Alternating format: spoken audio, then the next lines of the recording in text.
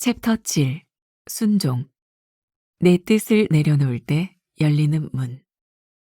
고난 너머에 부활의 소망이 있다. 야고보서 5장 14절부터 16절. 너희 중에 병든 자가 있느냐? 그는 교회의 장로들을 청할 것이요. 그들은 주의 이름으로 기름을 바르며 그를 위하여 기도할지니라. 믿음의 기도는 병든 자를 구원하리니 주께서 그를 일으키시리라. 혹시 죄를 범하였을지라도 사하심을 받으리라. 그러므로 너희 죄를 서로 고백하며 병이 낫기를 위하여 서로 기도하라. 의인의 간구는 역사하는 힘이 큼이니라. 세상은 죽음이 끝이라고 말할 때 우리는 시작이라고 말합니다. 질병이나 죽음은 믿음이 있거나 없거나 모든 사람이 겪어야만 하는 심각한 문제입니다. 어떤 사람은 끝없는 절망에 빠지기도 합니다. 그러나 부활신앙을 가지고 있는 우리에게는 절망이 아닌 또 다른 희망의 이유가 되기도 합니다. 죽음을 경험한 자만이 부활을 경험할 수 있다는 사실을 알기 때문입니다. 고난과 절망 속에서도 회복을 꿈꾸며 기적을 기대하면 역사를 체험하게 될 것입니다. 무언가를 잃었다고 해서 완전히 실패한 것은 아닙니다. 한 청년이 우울한 얼굴로 목사를 찾아왔습니다. 목사님, 사업에 실패해서 전 재산을 날렸더니 가족마저 저를 외면합니다. 모든 걸 잃고 나니 죽고만 싶습니다. 그의 말을 묵묵히 듣고 있던 목사가 말했습니다. 모든 걸 잃었다고요? 죄사함을 잃었나요? 영생을 잃었나요? 아닙니다. 단지 살 의욕을 잃었을 뿐입니다. 인생의 실패와 성공은 마음먹기에 달렸답니다. 그러면서 성경 한 구절을 읽어주었습니다.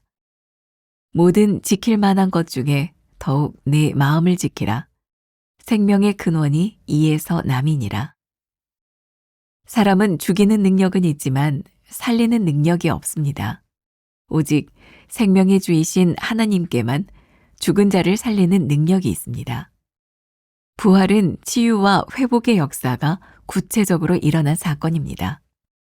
기독교가 능동적이고 미래지향적이며 소망의 종교인 것은 바로 부활이 있기 때문입니다.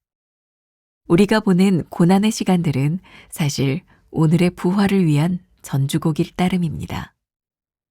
나는 죽음과 고난을 어떻게 바라봅니까? 나는 죽음과 고난 너머에 부활의 소망이 있음을 믿습니까? 고난과 질병을 만날 때 나는 스스로 해결하려고 합니까? 아니면 주님의 치유와 회복의 능력을 의지합니까? 오늘은 168번째 말씀입니다. 고난 너머에 부활의 소망이 있다. 우리가 기독교를 가리켜서 역설적인 종교라는 말을 종종 합니다. 역설적이다. 고난을 이야기하는데 소망을 이야기하고 죽음을 이야기하는데 부활을 이야기하는, 우리가 하나님께 기도하는, 또 하나님과 교제할 수 있는 제일 중요한 것 가운데 하나가 그저께 말씀에서 하나님의 성품을 아는 것이다 라고 이야기를 했죠.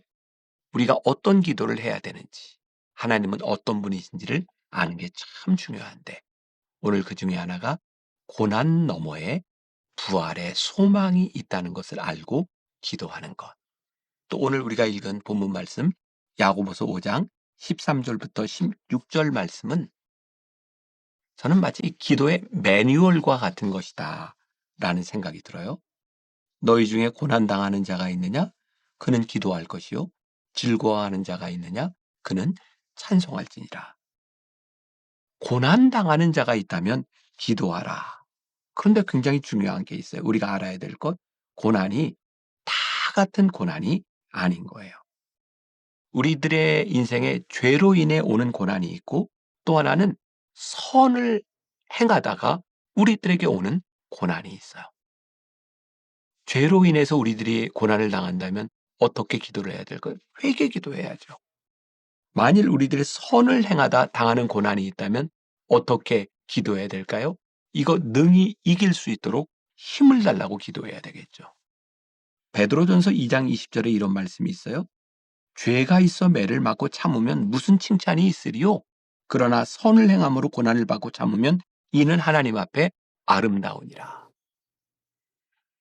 선을 행하다 우리들이 당하는 그 고난이 하나님 앞에 아름답다라고 하는 고백은 그 고난 가운데서도 우리들이 찬송할 수 있음을 이야기하는 것이기도 하죠. 그러니까 우리가 믿는 이 신앙은 맹목적이지 않아요. 인격적이에요.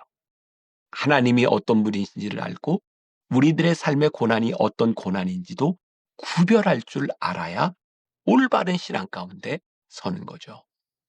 뭐 극단적인 예라고 이야기할지 모르지만 제가 전도사 시절 영월에서도 차를 타고 한참 들어가는 시골에서 목회를 했어요. 그때 제 아내가 만삭 상태였어요. 영월에서 버스를 타고 그 상동으로 가는 지역에 수라리 고개라고, 지금은 그 고개로 잘 안 다녀요. 워낙 꼬불꼬불한 도로인데 그 도로를 이렇게 꼬불꼬불 갔다가 내려오면 제 아내가 임신 중에 막 입덧을 하고 토하는 거예요. 마을에 들어오면 예수를 믿지 않는 그 교인들이었는데도 제 아내한테 입덧막이 들렸다 이런 얘기를 했어요. 그 당시에 김기동 목사의 베레아라고 하는 테이프가 많이 돌고 있었고 그 마을 사람들이 들었는데 그 김기동 목사의 베레아, 우리가 이단이라고 이야기를 하죠. 왜? 그분은 모든 죄를 귀신의 역사라고 이야기를 하거든요. 입덧막이 물러가라고. 제가 그때 참 신기하다는 생각이 들었어요. 입덧막이. 버스에서 내려서 한참 쉬면 나가는 입덧막이. 두통이 오면 두통막이, 타이레놀 하나 먹어도 낫는 두통을 막이라고 이야기하고. 우매하죠. 왜? 구별이 안 되니까.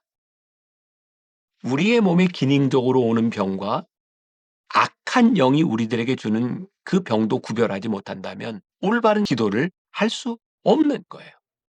그럼 우리가 예수를 믿고 살아가는 게 매일 우리의 죄 때문에 사탄아 물러가라 그렇게 시리어스하게 살아가야 되는 게 우리의 신앙일까요? 오늘 본문 말씀에 보니까 뭐라고 얘기하고 있어요? 너희 중에 고난당하는 자가 있느냐? 기도해라. 근데 이 기도가 뭐예요? 회개의 기도가 될 수도 있고 우리들이 기쁨으로 이길 수 있는 기도가 될 수도 있고, 즐거워하는 자가 있느냐? 찬송할지니라. 하나님이 우리들에게 즐거움을 주셨을 때 찬송하고 그것을 누리는 것도 우리의 신앙이라고 말씀하고 있는 거예요. 첫 번째 문단에 보면 세상은 죽음이 끝이라고 말을 할 때 우리는 시작이라고 말합니다. 제목과 연결되어 고난 너머에 부활의 소망이 있다. 우리가 부활의 소망이 없다면 우리들이 어떻게 기도를 할까요? 죽음을 이기신 하나님을 우리들이 믿지 않는다면 우리들이 어떻게 기도를 할까요? 글래디에이터라는 영화를 제가 굉장히 재밌게 보았던 기억이 나요. 꽤 오래됐죠. 그거보다 훨씬 더 오래된 영화 배너, 코바디스 이런 영화들을 보면 검투사들 나와서 이렇게 그 싸우는 장면, 또 막 전차로 막 경주하는 장면, 뭐 여러 가지 장면들이 나요. 그 당시에 황제는 굉장히 놀라운 권세를 가지고 있었죠. 아주 인상적이었던 장면이에요. 황제가 엄지손가락을 탁 가지고 딱 들면 살리는 거예요. 검투사 살려요. 딱 내리면 죽이라는 거예요. 사람들은 그 황제의 손짓 하나에 확 환성을 지르기도 하고 신음을 하기도 하고. 그런데 이 황제의 손, 그 대단한 권력을 가지고 있는 이 황제의 엄지손보다 더 강한 믿음을 가지고 있는 사람들이 크리스찬들이었죠. 황제가 올리든 내리든 움직이지 않는, 죽음을 두려워하지 않는 사람들. 그래서 로마 사람들이 크리스찬들을 두려워했어요. 왜? 그들은 고난 너머에, 죽음 너머에 소망과 부활을 가지고 있었던 사람들이었기 때문에 하나님을 믿지 않는 사람들을 두려워하게 만들었던 사람들이죠. 우리의 기도가 어디에서부터 시작해요? 그 하나님의 권세에서부터 시작하는 거예요. 하나님이 행하시면 할 수 있습니다. 믿음의 권세에서부터 우리의 기도가 시작되는 것이다. 두 번째 문단. 무언가를 잃었다고 해서 완전히 실패한 것은 아닙니다. 우리의 삶에는 상실감을 느끼는 일들이 참 많아요. 아마 지금 말씀을 듣고 있는 여러분들 가운데도 어떤 상실감으로 인하여 나 죽고 싶어. 나 더 이상은 견딜 수 없을 것 같아. 라는 마음이 드는 사람이 있을지 몰라요. 우리들 모두에게 상실감은 찾아올 수 있어요. 그러나 그것이 끝이 아니고 이것이 실패가 아니고 만왕의 주 하나님께 우리들이 기도할 수 있는 믿음의 특권을 가졌다는 생각을 해보라. 여러분들 책에 어떤 죽음을 앞두고 목사님을 찾아왔던 그런 어떤 젊은이에 대한 이야기가 있죠. 모든 걸 잃었다고? 그런데 당신에게 죄사함을 잃었나요? 영생을 잃었나요? 아니요. 단지 당신은 당신의 삶의 의욕을 잃었을 뿐입니다. 하나님의 살아계심이 오늘 우리들에게 기도의 근거가 된다고 하는 사실을 잊지 말아라. 세 번째, 사람은 죽이는 능력은 있지만 살리는 능력은 없습니다. 너무나 당연한 일이죠. 우리는 어떤 인간도 어떤 능력을 가진 사람도 살리는 능력을 가지고 있지 못해요. 그러나 하나님은 우리들에게 살리는 능력을 가지고 계신 분이라는 사실을. 유명한 벤자민 프랭클린이 그런 이야기를 했어요. 치료는 하나님이 하시고 치료비는 의사가 받는다. 여러분, 의사가 치료를 하지만 궁극적으로 그 생명을 살리시는 분, 그 능력이 하나님께 있음을 믿는 사람. 저희 교회 의사 선생님 중에 하나가 병원을 오픈하면서 저에게 그런 꿈을 이야기하고 같이 기도했던 적이 있어요. 목사님, 저는 병원을 시작하면서 꿈이 있어요. 하나님이 치유하시는 능력을 경험하는 그런 병원이 되었으면 좋겠어요. 그분은 참 성실하게 진료하는 분이에요. 그래, 늘 어떤 믿음을 가지고 있어요? 하나님께서 하시면 할 수 있습니다. 오늘 우리들의 신앙의 가장 기본적인 게 뭐예요? 우리를 살리시는 하나님의 능력을 알기에 우리의 죽음을 다룰 수 있는 거예요. 죽음을 두려워하지 않을 수 있는 거예요. 호스피스로 유명한 원주희 목사님이라는 분이 저희 교회에 와서 말씀을 전할 때 제가 들었던 굉장히 인상적인 구절이 있어요. 오늘날 기독교인들의 문제, 교회의 문제가 뭐냐면 교회에서 웰비잉을 가르친다는 거예요. 웰비잉, 잘 사는 거. 근데 사실 우리들이 배워야 될 것은 웰비잉보다 더 중요한 게 있다. 웰다잉. 하나님 앞에 잘 죽는 게 중요하다. 소망이 없는 죽음이 아니라 소망이 있는 죽음을 준비하는 사람들. 죽음 앞에서 떠는 사람이 아니라 죽음을 이기신 하나님을 바라보는 소망으로 죽음을 이기는 사람들. 웰비잉도 우리들에게 참 중요하지만 이 고난 너머의 부활의 소망을 가지고 웰다잉을 준비하는 사람이 될 수 있을 때 우리는 능력 있는 기도의 사람이 될 수 있으리라. 오늘 하나님은 살리는 능력이 있으시는 분, 우리의 영혼을 살리시는 분, 그 하나님을 붙들고 소망찬 하루를 믿음으로 이겨내는 우리 여러분들이 되시기를 주님의 이름으로 간절히 축원합니다. 기도하겠습니다. 우리들의 인생에 고난이 있습니다. 그 고난이 무엇인지 하나님의 성품 앞에서 바라보게 하시고 기도하게 하시고 또 우리로 하여금 즐거워하실 때 찬송하게 하시고 또 죽음이 끝이 아니라 죽음을 이기신 하나님을 바라보며 믿음으로 붙들고 하루를 승리하는 우리 믿음의 사람들이 되게 하여 주옵소서. 예수님의 이름으로 기도했습니다. 아멘.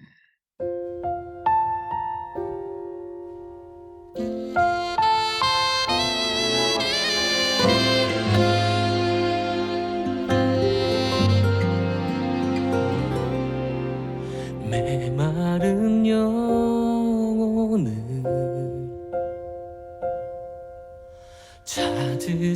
찾으시는 음성 따스한 숨결로 시선으로 내 이름을 부르시네.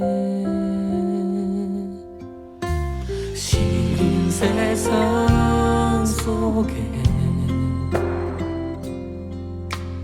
홀로 홀로 서 있던 나 비로소 느끼네 그의 손이 항상 나를 붙드셨네 보이지 않는 손 날 이끄시는 힘 전능자의 능력 하나님의 손길 내 능력이 아닌 오직 하나님의 능력 그의 손으로 인도하네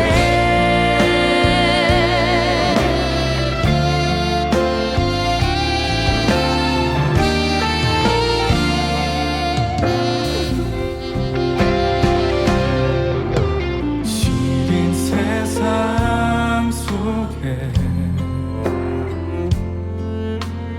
홀로 서 있던 나 비로소 느끼네 그의 손이 항상 나를 붙드셨네 보이지 않는 손 날 이끄시는 힘 전능자의 능력 하나님의 손길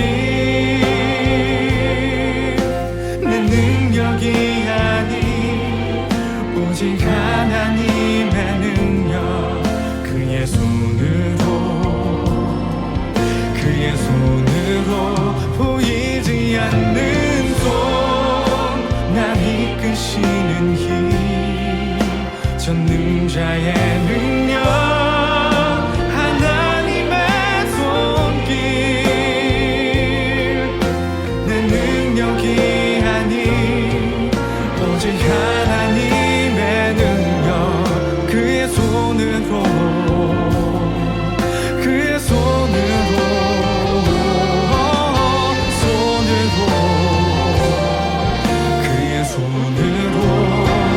인도하네 보이지 않는 손